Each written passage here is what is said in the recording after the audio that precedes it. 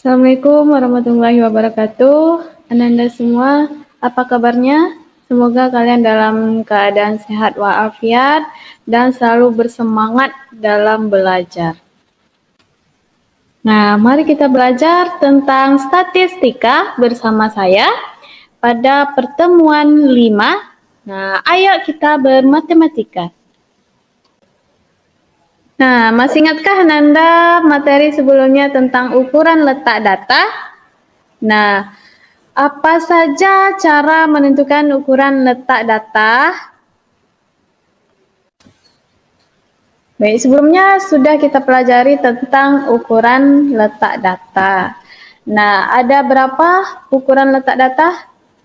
Ada 3 jenis ya. Nah, apa-apa saja?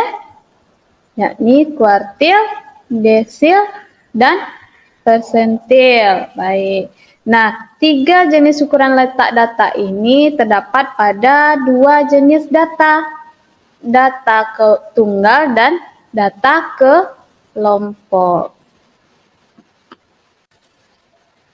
Nah, adapun tujuan pembelajaran pada pertemuan 5 ini, Ananda dapat mempresentasikan data dengan cara menentukan ukuran penyebaran data. Nah, kali ini kita akan belajar tentang ukuran penyebaran data. Nah, apa saja ukuran penyebaran data? Nah, simak penjelasan berikutnya. Nah, ukuran penyebaran data ini ada 6. Nah, yang pertama ada jangkauan atau rank, yang kedua hamparan, yang ketiga simpangan kuartil, yang keempat simpangan rata-rata, yang kelima ragam, yang keenam simpangan baku. Nah, keenam jenis ukuran penyebaran data ini terbagi lagi ke dalam 2 jenis data. Yang pertama, data tunggal, yang kedua, data kelompok. Nah, kita akan mempelajari tentang jangkauan, hamparan, dan simpangan kuartil terlebih dahulu. Nah, bagaimana cara menentukannya? Nah, simak penjelasan berikutnya. Nah, pertama kita akan mempelajari tentang jangkauan atau disebut juga dengan rank. Nah, jangkauan atau rank ini adalah selisih antara nilai terbesar dan nilai data terkecil. Nah, dilambangkan dengan huruf R besar. Untuk menentukannya bisa menggunakan rumus R sama dengan X maksimum dikurang X minimum atau nilai terbesar dikurang nilai terkecil. Tapi dengan catatan, untuk data kelompok, nilai terbesar diambil dari nilai tengah kelas tertinggi dan nilai yang terkecil diambil dari nilai tengah kelas yang terendah. Nah, perhatikan contoh ini. Nah, apa yang dapat Ananda ketahui dari soal? Nah, karena soalnya menuntut kita untuk dapat menentukan jangkauan, maka ingat lagi penjelasan sebelumnya bahwasanya untuk menentukan jangkauan yaitu nilai maksimum dikurang nilai minimum. Nah, jadi Ananda harus mengidentifikasi dari data tersebut mana data yang tertinggi dan mana data yang terendah. Nah, lalu jangkauan dari data tersebut dapat kita ketahui menggunakan rumus tadi yaitu X maksimum dikurang X minimum yaitu atau nilai terbesar dikurang nilai terkecil. Nah, berapa? Yakni 24 dikurang 15 yaitu 9. Jadi jangkauan dari data tersebut adalah 9. Mudah bukan? Nah, coba Ananda perhatikan contoh kedua ini. Nah, apa yang dapat Ananda ketahui dari soal ini? Nah, coba Ananda identifikasi apa saja yang diketahui dan apa yang ditanya dari soal dan coba Ananda jawab sendiri. Nah, coba Ananda perhatikan jawaban ini. Untuk dapat mengetahui jangkauan data berikut, sesuai dengan rumusnya, yaitu nilai maksimum dikurang nilai minimum, maka kita harus memperhatikan interval yang tertinggi dan terendah pada data yang ada di tabel ini. Nah, adapun kelas interval tertingginya yaitu adalah 78 sampai 82 dan kelas interval terendahnya yaitu 53 sampai 57. Maka nilai maksimumnya, nilai tengah kelas tertinggi itu dijumlahkan kemudian dibagi 2. Di sini tadi sudah kita ketahui bahwasanya nilai tertingginya yaitu kelas interval 78 sampai 82. Maka kita jumlahkan lalu dibagi 2, dapatlah hasilnya 160 dibagi 2 yaitu 80. Kemudian X min-nya atau nilai minimumnya yaitu nilai tengah kelas terendahnya tadi adalah 53 sampai 57 ya. Maka kita jumlahkan dan dibagi 2 dan diperoleh hasil akhir 55. Maka jangkauan dari data tersebut adalah nilai maksimum dikurang nilai minimum 80 dikurang 55, yakni adalah 25. Nah, itulah jangkauannya. Nah, ukuran penyebaran data yang kedua yaitu hamparan. Nah, yang dikenal dengan jangkauan interkuartil. Jadi, Ananda semua, hamparan ini adalah selisih antara nilai kuartil ketiga dan nilai kuartil pertama. Masih ingatkah Ananda tentang materi mengenai kuartil? Ada kuartil 1, 2, dan 3. Nah, lihat kembali materi sebelumnya. Hamparan ini dilambangkan dengan huruf H. Nah, caranya sesuai dengan definisi tadi yaitu hamparan sama dengan kuartil 3 dikurang kuartil pertama. Nah, Ananda semua, yang ketiga ukuran penyebaran data yaitu simpangan kuartil. Nah, simpangan kuartil ini dikenal dengan jangkauan semi interkuartil. Nah, yaitu merupakan setengah kali nilai jangkauan interkuartil. Nah, simpangan kuartil ini dilambangkan dengan QD ya, QD. Nah, cara menentukan simpangan kuartil ini seperti yang dapat Ananda lihat, yaitu QD sama dengan setengah dari hamparan ya. Jangkauan interkuartil itu adalah hamparan. Jadi setengah dari nilai hamparan atau setengah dari kuartil ketiga dikurang kuartil pertama. Nah, jadi simpangan kuartil ini berkaitan erat dengan hamparan tadi. Jadi jika Ananda bisa menemukan atau menentukan hasil dari hamparan, ya kan? Nah, Ananda tentu akan bisa menentukan simpangan kuartil. Karena dari hamparan tadi Ananda bisa memperoleh simpangan kuartil pula. Nah, perhatikan contoh 3 ini. Nah, yang mana soalnya berbunyi tentukan nilai hamparan dan simpangan kuartil dari data berikut, yaitu data yang ada pada tabel. Nah, karena di sini kita menentukan nilai hamparan dan simpangan kuartil, maka terlebih dahulu kita identifikasi pada tabelnya apa yang dapat kita ketahui dari tabel ini, yakni banyak data atau jumlah datanya, yaitu dari menjumlahkan nilai frekuensi ini ya. Semua nilai frekuensi ini dijumlahkan sehingga diperoleh jumlah data atau banyak datanya yang disimbolkan dengan N sama dengan 40. Nah, untuk mengetahui hamparan, perhatikan baik-baik jawaban ini. Yang mana rumus hamparan tadi adalah kuartil ketiga dikurang kuartil pertama. Nah, untuk itu kita harus mengetahui letak kuartil pertama itu di mana pada data yang ada di dalam tabel ini. Nah, untuk itu kita harus menentukan terlebih dahulu frekuensi kumulatif. Masih ingat kan? Nah, baik. Yang mana jika kita ingin menentukan kuartil pertama, yaitu menggunakan rumus kuartil I sama dengan nilai data ke I kali N tambah 1 dibagi 4. Nah, karena di sini kita ingin mengetahui letak kuartil 1, maka I itu kita ganti dengan angka 1 ya. Nanda semua.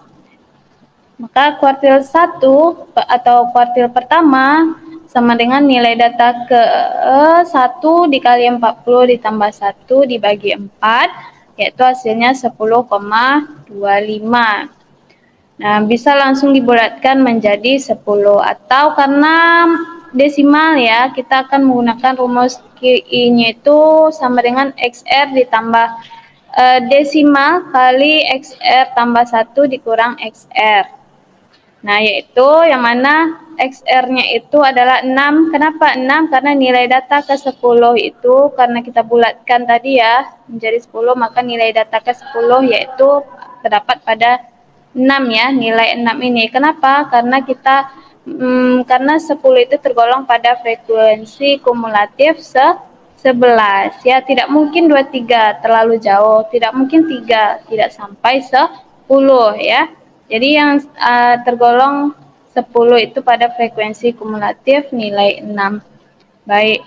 Selanjutnya karena desimal tadi berarti XR-nya 6 ditambah desimalnya adalah 0,25 ya. Dikali XR tambah 1 dikurang XR, yaitu 6 kurang 6 sama dengan hasilnya 6. Karena 0,25 kali 6 kurang 6 hasilnya 0. Jadi 6 tambah 0 sama dengan 6. Nah, begitu juga untuk letak kuartil ketiga ya. Nilai kuartil ketiganya dengan rumus yang sama, substitusikan I-nya menjadi angka 3. Nah, sehingga diperolehlah ya hasilnya itu 30,75. masih desimal juga. Jadi untuk membulatkannya yaitu menggunakan rumus QI sama dengan XR tambah desimal kali XR tambah 1 dikurang XR tadi, sehingga diperoleh 30. nilai data 30. yaitu 8. Kita lihat di tabel 30. termasuk ke atau tergolong ke nilai frekuensi kumulatif yang mana? Apakah 23? Tidak ya. Apakah 40? Ya, tapi masih ada di bawahnya yaitu 33 ya.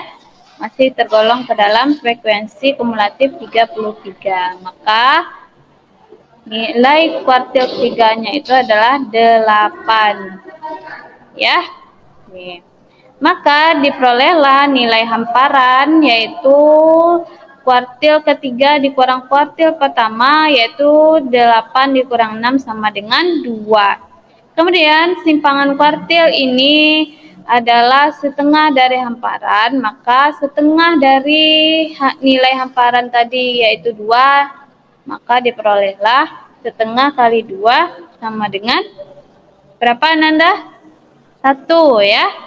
Ya, jadi nilai hamparan adalah 2, simpangan kuartil adalah 1. Sampai di sini, jika ada yang mau ditanyakan, silakan ditanyakan pada pertemuan di kelas ya, Nanda semua. Nah, silakan perhatikan contoh yang keempat. Tentukan nilai hamparan dan simpangan kuartil dari data berikut. Nah, data pada tabel ya. Data apa ini? Adalah data kelompok ya, Nanda semua. Sebelumnya itu contoh tadi itu data tunggal. Nah, bagaimana cara mengetahui hamparan dan simpangan kuartilnya berapa? Yakni pertama-tama kita hitung terlebih dahulu jumlah frekuensi data ini, yakni 52 atau banyak data sama dengan N sama dengan 52. Jadi, karena rumus hamparan itu adalah kuartil ketiga dikurang kuartil pertama, maka terlebih dahulu kita menentukan letak kuartil pertama menggunakan rumus yang sama dengan yang telah dijelaskan sebelumnya. Nah, setelah kita ketahui Q1-nya sama dengan 13, maka kita tentukan pula tepi bawahnya. yaitu 52 dikurang 0,5 sama dengan 51,5.